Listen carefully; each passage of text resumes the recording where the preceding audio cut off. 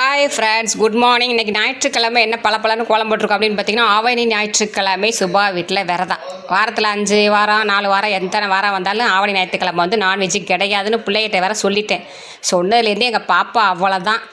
காலையிலேருந்து இன்றைக்கி நான்வெஜ் இல்லையோ அப்படின்னு அழுகாத குறையாக இருக்குது. முட்டையே வேக வச்சுருக்கோன்னா, நீ எந்த கிழமையாக இருந்தாலும் சரி எனக்கு 3 முட்டையை அவிச்சு கொடுத்துட்டு அப்படி பெரிய பையன் சொல்லிட்டான். ஜிம்முக்கு போயிட்டு வரனால அதனால் அவனுக்கு மட்டும் 3 முட்டையை அவிச்சு வச்சுட்டு சமையல் ரெடி பண்ணியாச்சு. தக்காளி குழம்பு இட்லியோட காலை டிஃபன் சிறப்பாக முடிஞ்சிருச்சு.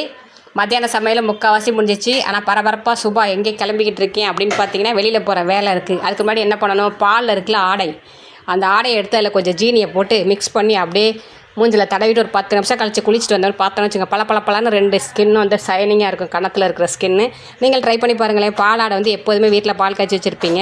அதில் ஜீனியை போட்டு அப்படியே குழப்பிட்டு 2 கணத்துலையும் தடவிட்டு ஒரு 10 நிமிஷம் வச்சுருந்துட்டு குளிச்சுட்டு வந்து பாருங்கள், சுபா மாதிரி பளபளன்னு பளிச்சுன்னு இருப்பீங்க.